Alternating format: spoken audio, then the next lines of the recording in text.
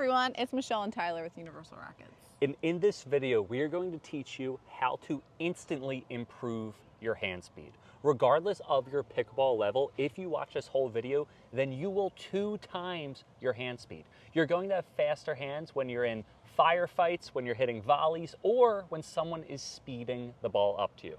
We're going to give you tons of tips and tons of tricks. So make sure you buckle your seatbelts and stay tuned because this is going to be an awesome video.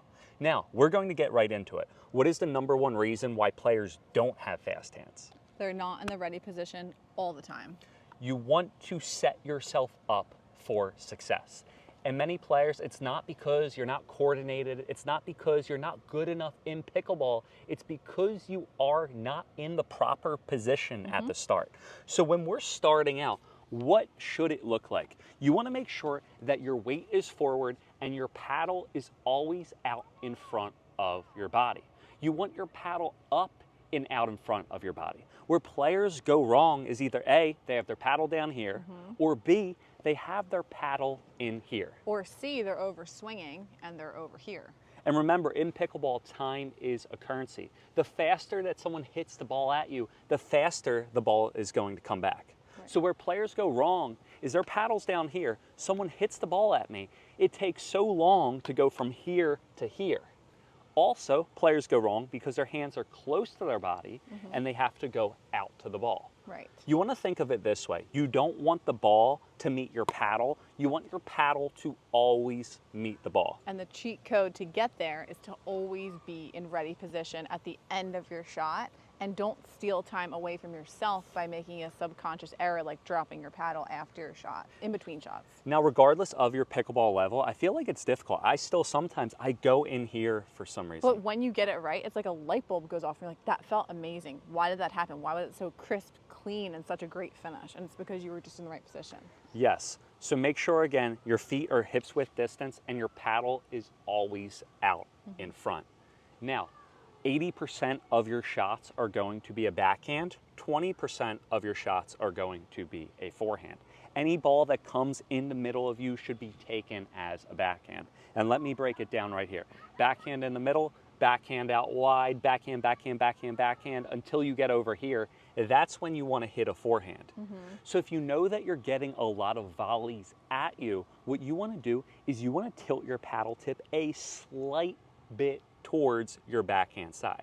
If you can cheat the backhand grip a tiny bit, that's going to help you get ready. That's going to make you more prepared to hit volleys, and you're automatically going to have faster hands. And people call it cheat backhand. You're cheating backhand because it kind of gives you an edge compared to someone else who doesn't understand that concept, that you're already in the position automatically instead of having to go from here to here. It sounds like such a small change, but it makes a huge difference in your game. Now, viewer discretion is advised. And this happened to me. I learned this from Colin Johns. I was listening to Colin Johns give the tip, you want to cheat backhand. I took it to my own game. And what do? I wait on this side. Even this morning, the players that I was playing against at the pickleball club, they were targeting my forehand side down the line. Because where I go wrong is I like to cheat backhand, but I bring my paddle tip over too much over here. And you get chicken wing. And just like having my paddle down, it takes so long to get it up. If my paddle's over here, it's going to be so much more difficult to bring it around. Now on my forehand side, when my forehand's in the middle, I'm more in a forehand grip. I'm cheating forehand so I can cover the middle. And that's one thing that I started to implement into my game, I feel like recently, that has really helped me out. So if you're ever on the backhand side, don't do what I do, completely cheat it. But if you're on the right-hand side and you're a right-handed player, you can cheat the backhand grip a tiny bit because most of the ball is going to be as a backhand, or you can slide over to the backhand. But on the forehand side, if you're playing on the left side where your forehand's in the middle, as a right-handed player, opposite for lefties, you can cheat the forehand a tiny bit. Well, when I'm playing with you, I don't get to take any backhands because you're on this side of my court. That is true. I love a forehand up the line, but Now, my forehand is more dominant than my backhand. The next thing that we want to do, and we're going to drill this for you guys as well, is you want to make sure that you never take your paddle back. Now, this is extremely difficult. You might already have your paddle up and out front. That's okay. If you don't already do that, that is going to 2 times your hand speed. But if you already do that, now the next thing that I want you to do is to limit your backswing. even if you don't take a backswing, if you can think that you're limiting it a slight bit more, that's going to play a ton in pickleball. Now, the slower the ball comes, the larger you can take a swing. The faster the ball comes, the shorter you need your swing. Because we're talking about time and seconds. And time is a currency, once again, in pickleball. I want you to remember that time is a currency. However, you can still generate a ton of power in pickleball without taking a giant swing. And that's a whole lesson to learn. And how do you do that? You use your wrist. Now, the main indicator, if you ever struggle with taking the paddle back too much, here is what you are going to do. If you ever take your paddle back too much, it's all in your elbow. And Michelle, do you want to go over there and hit some balls to me? And I'll just demonstrate this so we can show you guys actually. But I want you to pay attention to my elbow when I hit. So when I swing, I'm taking a big backswing. One more, I'm gonna take a big backswing. One more forehand, take a big backswing. Notice where my elbow goes. Now, if I'm taking short swings and keeping my paddle out front, notice this elbow. Don't watch my paddle, watch my elbow. One more, here we are. Regardless of forehand or backhand, look at my elbow. Your elbow is the reason why you're taking a giant swing, you have a big backswing, and you don't have time on your hands. You lack hand speed because your elbow is going everywhere. So what you want to do is you want to make sure that you keep your elbow tucked into your body.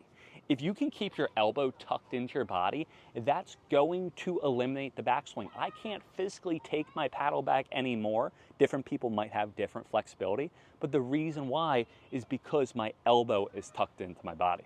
Now, if you can keep your elbow tucked in, a great thing to do is just drill. Get someone to hit balls to you and just work on elbow tucked in at all times. If you can keep your elbow tucked in while you hit, it's going to double your hand speed because you're not taking your paddle back. You're talking about the balls in your armpits. Another drill that you could do is, why don't we show them actually? Okay. So when I go and I hit, and we're keeping this camera in the shade, but what I'm going to do is I'm going to do fast hands with Michelle, and all I'm going to do is I'm going to put balls in my armpits.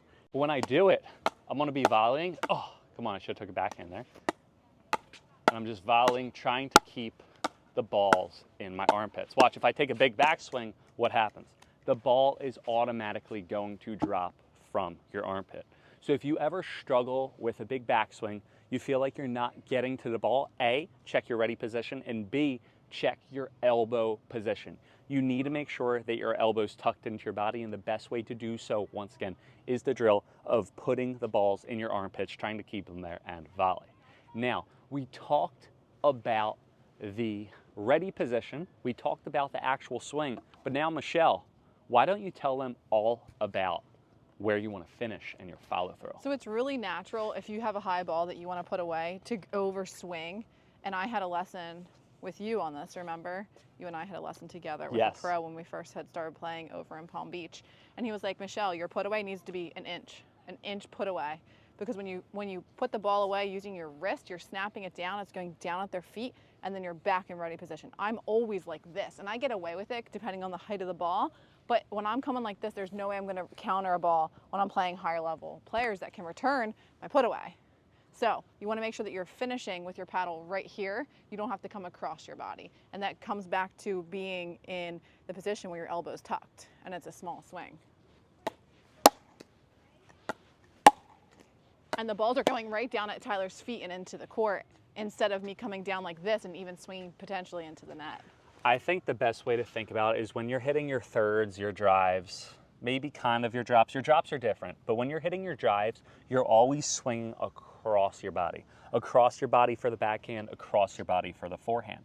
However, for your volleys, you're always staying in front of your body. You're never going across. You want to think that there's a line down the center of you, and you're always keeping that paddle within that line. And finishing out in front, not close to your body, because as you become a better player, you're expecting every ball to come back. It's not just over because there's a high ball anymore. People are learning how to play defense. You're getting to higher levels, and you need to learn how to counter your attacks. Yes, and everyone who takes a pickleball lesson that isn't a beginner, after you learn the basic game, they tell you, okay, you want to let less balls bounce, you want to try to lean over the kitchen and take it out of the air.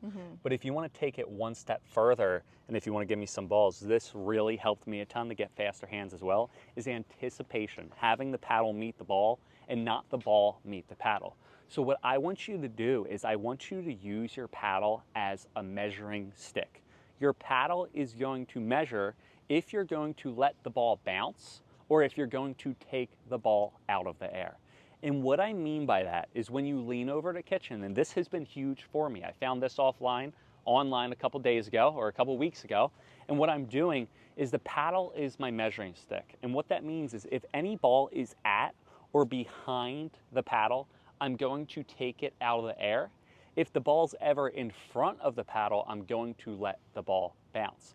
But what's that going to do? That's going to allow me to try to take as many balls out in the air as possible and have my paddle meet the ball. So I'm here, I'm trying to extend as much. So when I go, is it there? Okay, I gotta let it bounce. Here we are, one more. Okay, I can take that out of air. Here we are, okay, I can take it out of air. If it's anywhere in front, I'm gonna let it bounce. If it's anywhere at or behind, I'm going to take it out of the air. Essentially, if you can hit the ball one split second earlier, if you can hit it a tiny bit earlier, that is going to double your hand speed.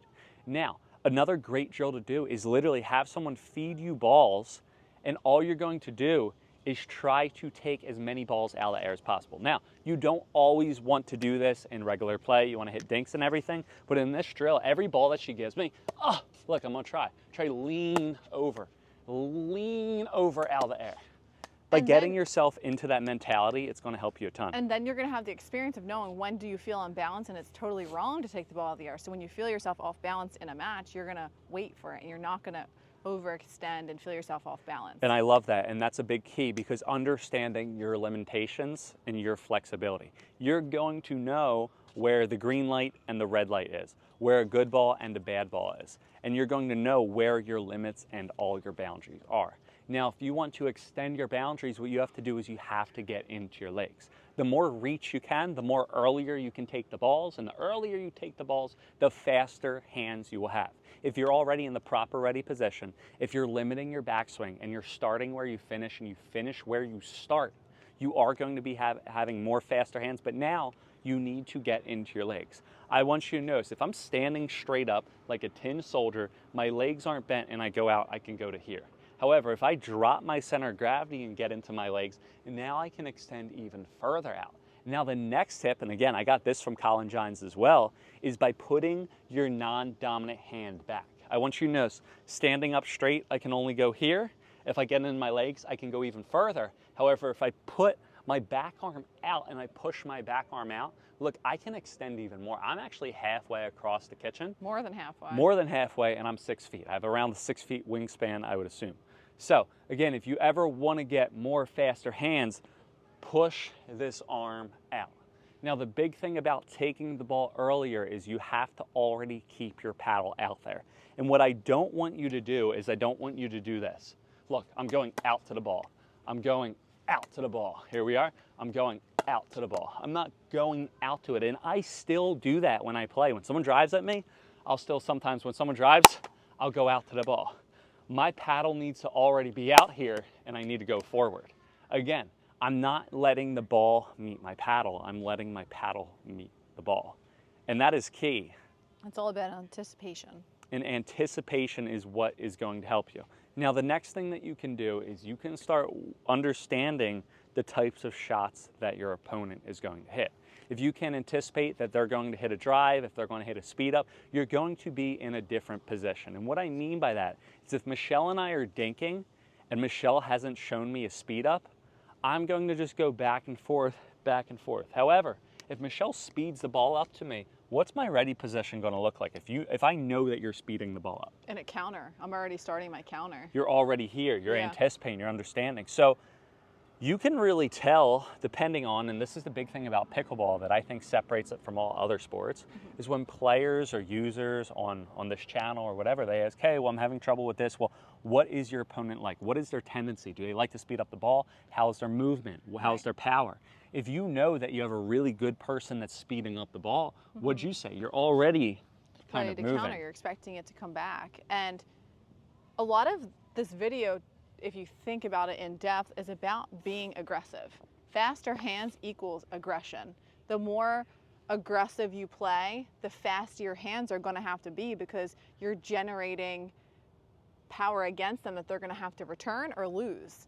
So if you know that you're going to be the person reaching into the kitchen, being aggressive, in the ready position, finishing in the middle, if you're playing against someone just as good as you are, the ball is going to come back, and that's where you are required to have faster hands. So that's what we're trying to teach you here, to understand anticipation, how to be aggressive, and then how to clean up the mess you made. And once you were done, I was just going to get in that. The main thing that you have to do, especially as you get good at players who, when you start out in pickleball, it's whoever can hit the ball the hardest. Then people learn how to block, reset, and then people start to learn how to counter. Yeah. And what that means is when I hit the ball as hard as I can, it's going to come back just as fast. Yep. And this happened at me because I was playing rec play. I was going to local park, and I would put away my volley, and I would automatically win the point. Can I borrow the paddle? Yep. So I would go like this. I'd put it away, and then I would move back. I thought, okay, I already good won. Point. Then I got invited to a group of 5-0 plus high-level pickleball players, and I would put it away, and I would and then boom, I would get body bagged. Yeah. Because they're getting every single ball back. Right. So after you hit the ball hard, or after you speed up, and speed up means not only an actual speed up, but an actual hard shot, any type of hard shot, after you speed up, you need to be ready for the cleanup.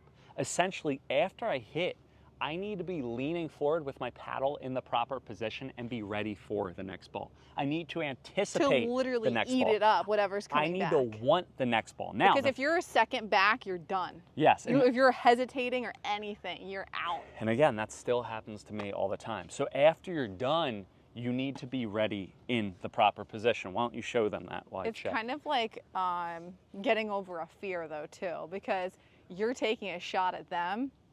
Shots are fired, and if they come back at you, you have to be ready to continue that fight that you started. So how do you deal with the fear of hard shots? And I don't want to start a commotion in the comments, but a lot of times guys drive the ball more harder at girls. And then we play girls. It's a smart play. Yes, and we go out and we play mixed, and these guys will try to drive the ball at Michelle. And Michelle absolutely eats these balls. And they're like, wait, what? This beautiful blonde woman just ate the ball. I just hit it to her 50, 100 miles per hour. You know why she's so good at it? Because I play against you. Yes, and she's seen that ball over and over again. But there was a point in my game when I would get destroyed by drives. Yes. Pop it up and they'd put it away. I'm like, oh my gosh, this is so hard. So the best way to learn how to deal... The only way is to have drives come at your face 100 times. Yes, the best way or analogy to think of it is think that you are a Major League Baseball hitter. If someone pitches the ball to you and you play in the majors, you're going to see it super slow and you're going to be able to hit it. However, if you or me go against, and there's actually videos of me trying to play baseball on the YouTube, on the internet, when I go and hit, if someone throws a ball 90 miles per hour, I'll be blown away. It'll be a blink of the eye because I'm not used to it. So the best way to get someone to deal with hard shots is to face your fears and go up against them. Now, how do we face our fears and go up against them? You call your friend up. They don't even have to be good at pickleball, but you still should make sure that you share them this video, and all you're going to do... Or you could get a ball machine. You could get a ball machine and people complain they make it 100 they don't know miles anyone per else hour. in pickleball that wants to practice. But what you can do, and I'm going to stay out. We're trying not to have the phone overheat, so I'm going to be up here. But all you're going to do is you're literally going to have her be the paddle out. Don't hit me. And all I'm going to do is throw them at her. And I'm going to throw them at her faster. Throw them. Come on, go, go, go. Now, I used to have an old school tennis coach. I love forehands. I'm not should sure. have probably all been backhands, but I love my forehand. Now, I used to have an old school tennis coach. He was extremely old school. I don't know if he would make it in today's age. However, he would literally put us up against the net if we were scared of any type of ball. And he would smack the living daylights out of the ball at us and yell at us, get your hands up, get your hands up, get your hands up. Now, I don't know if you're allowed to do that anymore. However, what did I get from doing that? I had faster hands. An experience. So essentially, comfort. The spark notes of this whole drill, of this whole YouTube video is what? Number one, you have to be in the proper ready position. If you're not in the proper ready position, and even if your hand's up, if you're going out to the ball, you need to have your paddle meet the ball, not the ball meet the paddle. That's number one. Now, number two is the backswing. If you can eliminate your backswing, if you can think that there's a wall behind you, the best way, honestly, they have all these creative ways, but the best way is just put balls under your armpits. It's going to force you to keep your elbow in and shorten up your backswing. A little bit goes a long way. Understand that you can get power from your wrist. Yeah. And then number three, finish where you start where you finish. Make sure your paddle never goes across your body. Get into your legs, try to reach, extend, use your paddle as a tool, and then go out, call your friend, have them throw fastballs at you. Yes. If you don't like the pickleballs, if you're afraid of pickleballs, get water balloons, get softballs, get foam balls. Just have them kill the ball at you. Let's show them your speed up, clean up, and you're going to be good. So, and again, when you play higher level, make sure you're ready to speed up and clean up when you speed up. So watch, this is what I did. I don't even know. I haven't done this in a while, but here we are. So after I speed up, okay, I gotta be ready to clean up. I just gave her a high ball though. Let's do one more. Second time. And I'm ready, already out in front. Now I was still hesitating there. That is how fast the ball comes. Again, I speed up and clean up. Notice, speed up and clean up. And he's essentially swinging right after. It's kind of like swing. A full it's motion. Like you're ready to, it's like you're fly And this flying. is another thing that's maybe a little bit more advanced and we'll get in this video. Well, why not give it to them though? But the triangle effect. And what I mean by the triangle effect, and a lot of people talk about this awesome triangle effect, is come at the kitchen, Michelle. When I hit the ball hard at her, we're trying to keep this camera in the, when I hit the ball hard at her and I go over here, the ball's going to come back over here. So if I go straight at Michelle and I go over here to Michelle and I speed the ball up here, the ball's going to come over here on the next shot. So if I go and I hit hard to Michelle's forehand is going to give me a forehand. Now it makes sense if you really explain it, because what is Michelle doing? Michelle has to what? Michelle has to swing across her body, and wherever she points the paddle to, the ball is going to go. So by speeding the ball up at her forehand, she's going to swing that way, and it's going to give me a ball that way. If I speed up at her backhand and it goes this way, then it's going to give me a backhand. So because of the triangle effect, if I speed the ball up at your forehand and you're a right-handed player, I'm going to get a backhand. If I speed the ball up as a backhand, I'm going to get a forehand. So what you can really do is just speed up backhand and be ready for forehand, and speed up forehand and be ready for backhand. Yeah. If you can do that, that's going to help you anticipate, be in the right place at the right time. And if you can be in the right place at the right time, you're going to instantly improve your hand speed. Now, the best way to help support this channel, it's not to subscribe, it's not to give thanks, it's not to do any of that. What is it? Not to Venmo, yeah. Not to click the links and get all this awesome carbon gear. Carbon pickleball paddles, honestly, they're the best in the game. Yeah, I love mine. Before we were even with Carbon, I personally reached out to Carbon. I could reach out to any brand for free pickleball paddles, but I specifically chose Carbon because I love them so much. Click our link in the description. You could get anything. We have wristbands, hats, everything. Best paddles in the market. Use the code UNIVERSAL for a discount at checkout on carbon.com. Link in the description. And the second best way, or actually the best way, is if you know anybody, everyone has a pickleball group chat. Go to your pickleball group chat if this video helped you, and share this video to every single one of your pickleball partners. Now, do not share this with your opponents. If your opponents see this, you're going to go out next time you're recording. Guess what? Nancy's going to have 2 times faster hands. Nancy, you're going to speed the ball up at Nancy, and Nancy's going to counter it and be ready because she understands all these tips. So have a good one. Happy hitting. Click that link. Get an awesome Carbon pickleball paddle, and we'll see you guys next time on court.